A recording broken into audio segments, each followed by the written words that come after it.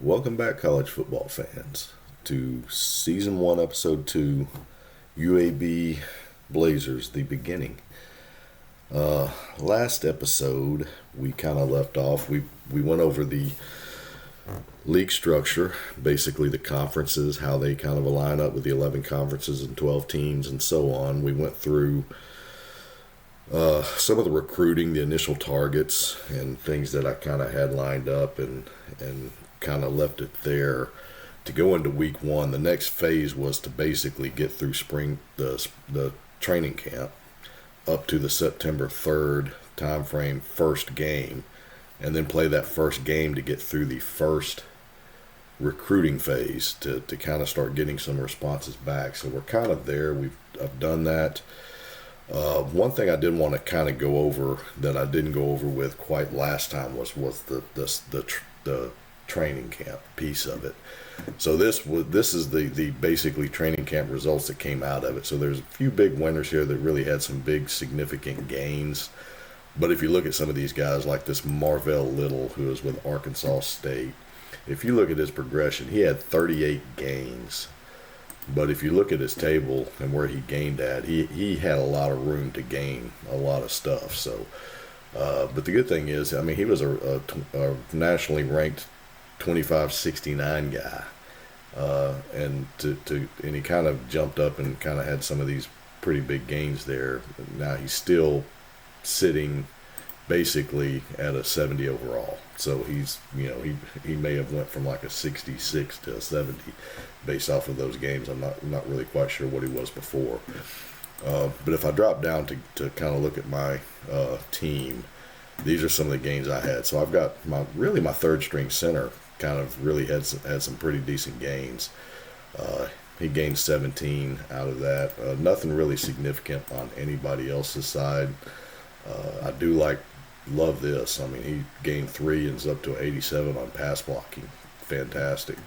But he's still got a lot of room to grow. Sophomore, so he's still there. But if I go back down and look at some of my training camp report, basically there was 2 guys that Mark Farrell, who is the junior quarterback, but he's really my 4th string guy, seemed to be turning a lot of heads, but he didn't really make any kind of significant change, I think, that really moved him up the chart significantly above where we are. We're still going to go with Arland as our RPO guy, 90 speed quarterback, dual threat, with Schuler and Ferguson probably second and third. Still going to keep Farrell at 4th. Swanson far exceeding everyone's expectations, but kind of going back and looking at the roster. On the center side, he's still kind of, still third man down. But, again, he's sophomore, going to be starting Olsen above Seahorn. But kind of going to that. But kind of going into, I wanted to point out, so how I come up with my training, and one thing that I do on setting my training here is I go through and I basically create a training schedule for each one of my groups. One thing that I do is I think that 22 is the magic sweet spot. Basically, out of that, if you significantly start changing too much from that, you start getting into trouble. I mean, you start overworking guys. You start, pissing some guys off. Fatigue sets in, things of that nature. But I will go through these different groups, and kind of like on the summer training and the in-season training, I do 2 different things, and I may adjust this kind of through the season just depending on what I feel like I may need.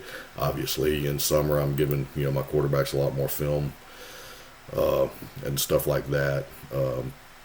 It's not a perfect science for me. I don't know that I really found any one significant way to do this. This is just something that I kind of like to do. But the one thing that I do on both ends of this, whether it's summer or in season, is I actually create one called WE as far as work ethic training. And what I do there is I will sit there and target my guys, any of my guys that I kind of have that are basically the magic line for me is like 90 and above. If I see, any of these guys in a 90, I think initially in the summer training, I will probably put every one of these guys on the work ethic training schedule, which, it really just gives them 23. It gives them an extra bump and an extra point in a certain area.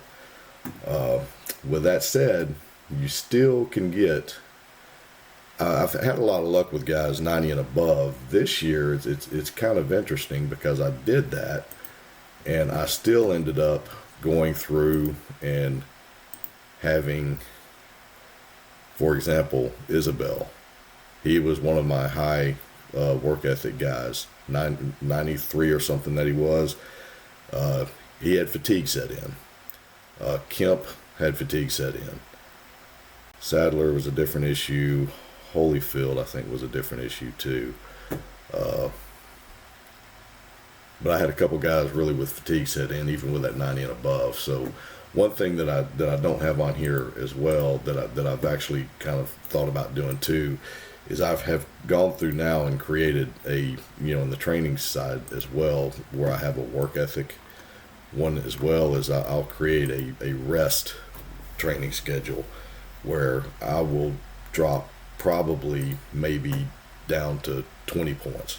If I've got a couple guys significantly fatigued for whatever reason, I may drop them down, give them a little bit of space in a couple of those areas to maybe 20 or 21, and see if that kind of helps them recover from their fatigue a little bit better.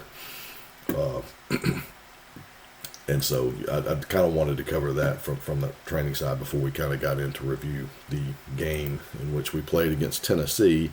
And then I think at the end I'll save it for going through some of the recruiting side of it as well. But I've just kind of created me a little weekly task list here, cheat sheet if you will, to kind of go through when, the first thing I kind of hit is my recruiting area, where I kind of go through and set all of my contacts, phones, all of those things, and I kind of go through and look at my training piece of it, look at my roster, see where I kind of set with injuries, adjust my depth charts, and then kind of based from that is kind of look at some of my game planning. One thing I've done is, because this is a solo league, it's just me against the computer teams and everything, is we have all these plays. What I've gone through and done is I've created basically playbooks for a lot of different scenarios that helps me better find the plays, and I'll go through some of my packages too real quick, which I don't think I really didn't cover on the last one. But going through basically on my depth chart is, on the offensive side, I basically will go through and create a run offense package, a pass, an RPO, and a goal line short. There's not a lot that really changes in some of those areas, but you may have a back that may be a better, passing back. Goal line is short. Obviously, we got that Lemansky wear or something like that I might actually change or do something. And then your backup package, of course, like if you're getting blown out or you're blowing somebody else out, you can kind of get some of your reserves in. And I go through the same thing on the defense, but the defensive side, I kind of change it. I'll do a run defense, a pass defense, and a goal line short. Going through the strategies and the playbooks is where I kind of go through a little bit of a difference. And so one thing that I've done is I've taken all of the plays, and what I'll do probably throughout the season is I'll adjust some of these and pull some of these plays out. But this basically incorporates just about every play that's in the books out there. But what I've done is I've basically created these different playbooks to show, like the bubble screens. This is it's a short outside passing play, and so I've got a pass short outside, a pass short balance, pass short middle. One's that target the running backs, one's that target the tight ends. I got a medium, a pass balance, and a pass long. And then it goes into the running side as well, where I've got the run inside, run outside that targets the quarterback running, especially with Arlen. I've got a 90 quarterback. I'll probably be running him considerably more than I would if I had Schuler or somebody else in.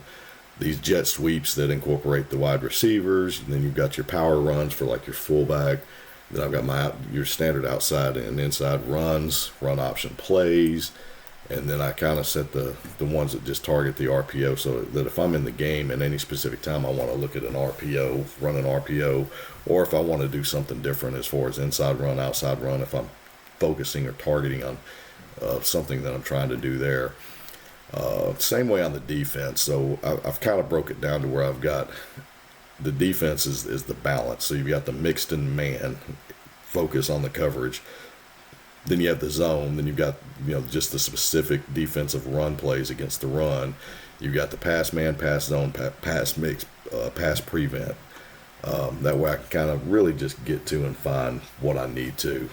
And over time, as these things kind of happen, I may end up, canceling some of these out and deleting them, and it'll narrow the book down a little bit for things that I just don't like, or things that aren't really working, because a couple of these books have quite a few plays in them.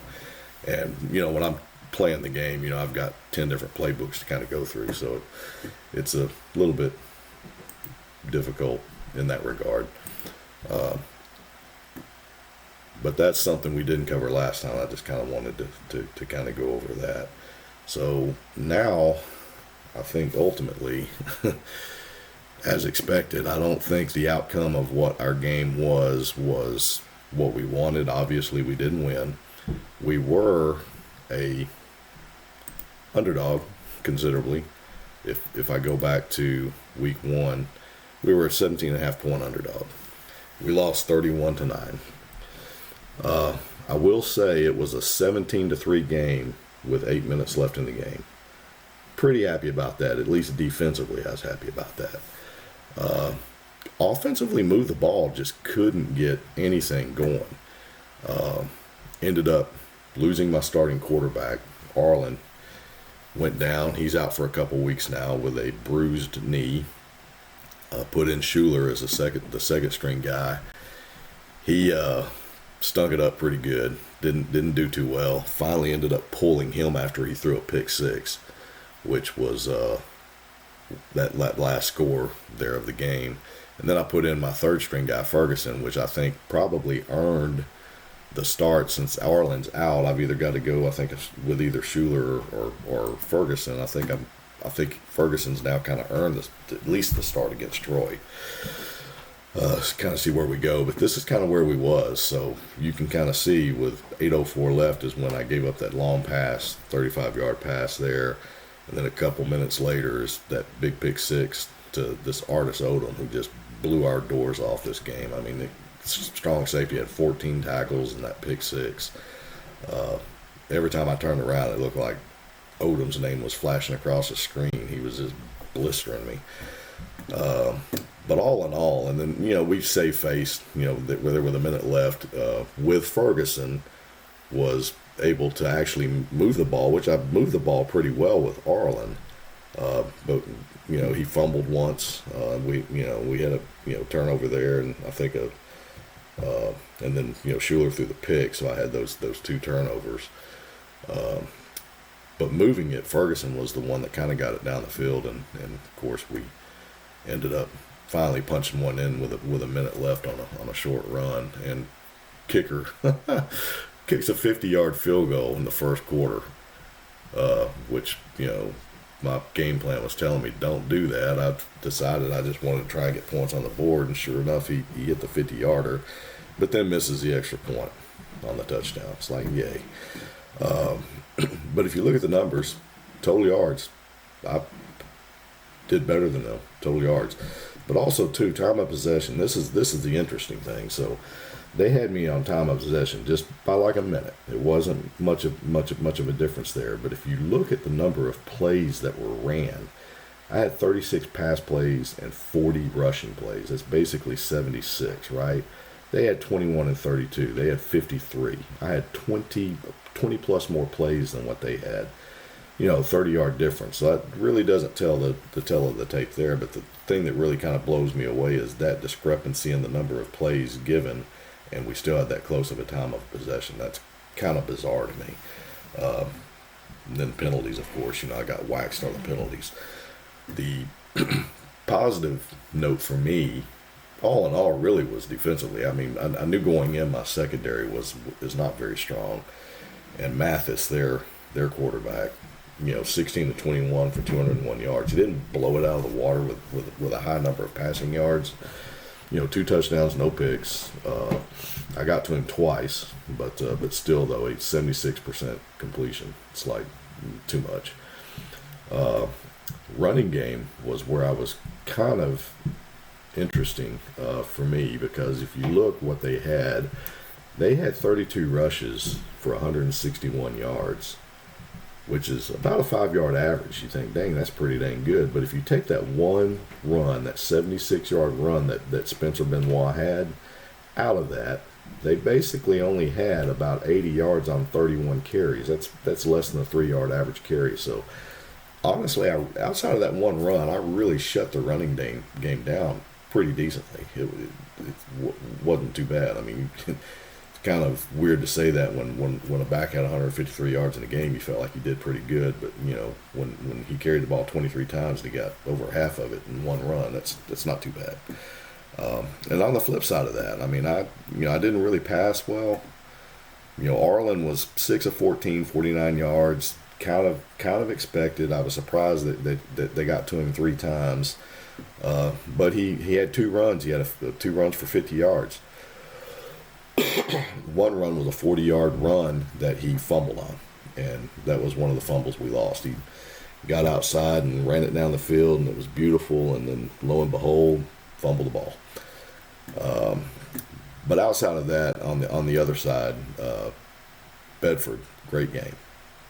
38-yard run, Ware, 19-yard run. That's that fullback that I had. 5 carries, 37 yards.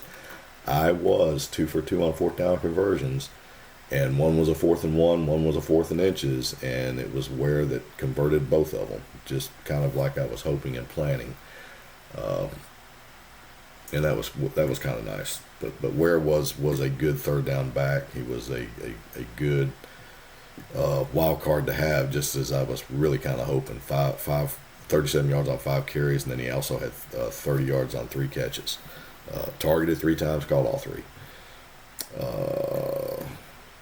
And running, just not bad at all. I had 1 jet sweep, got 1 yard. I'm just not a huge, even in the spread, I'm just not a huge fan of receivers running. They just don't seem to do very well in this game.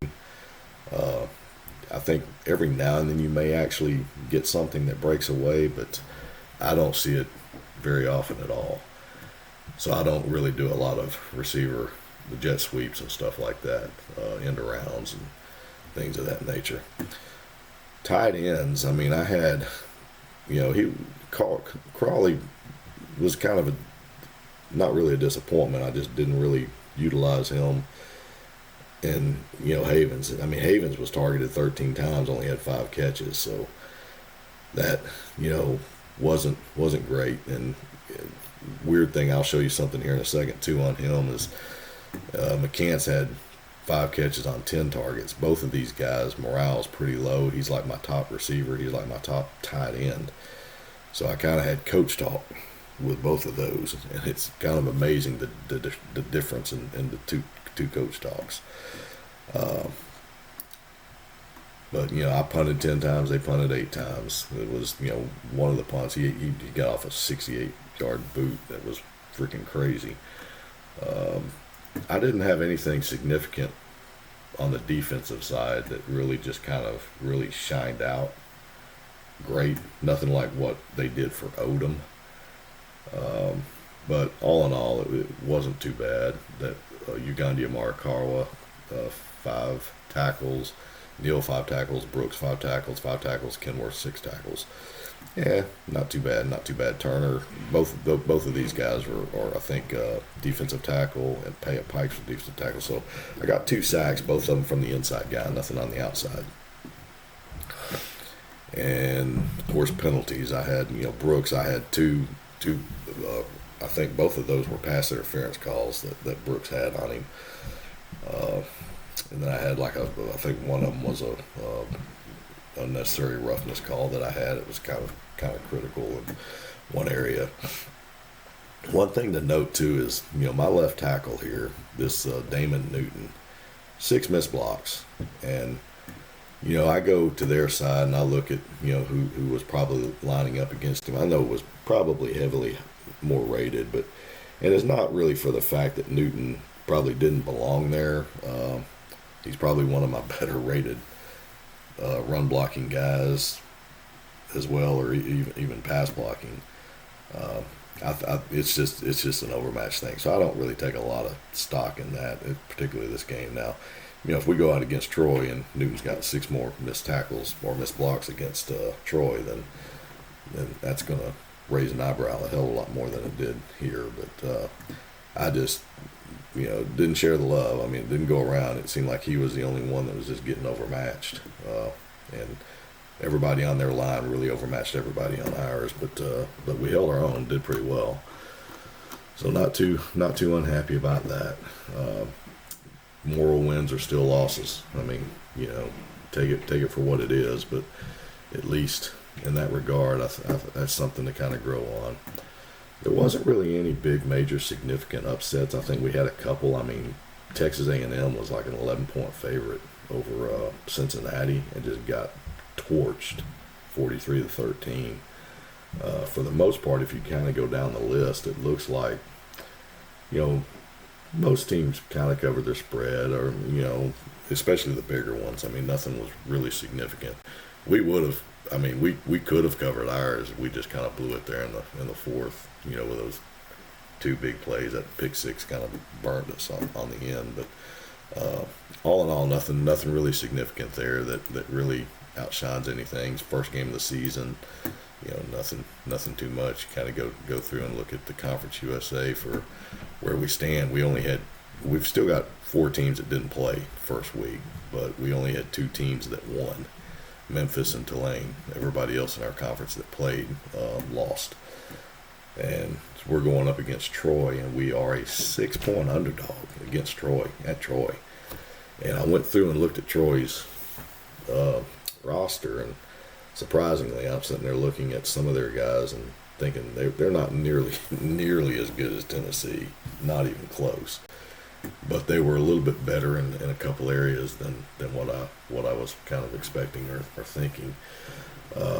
Don't have a great quarterback, maybe a game manager type quarterback. Nothing good. They got a couple good running backs, and they got a really good run blocking offensive line. So I think we're going to have to come with our A game against the run.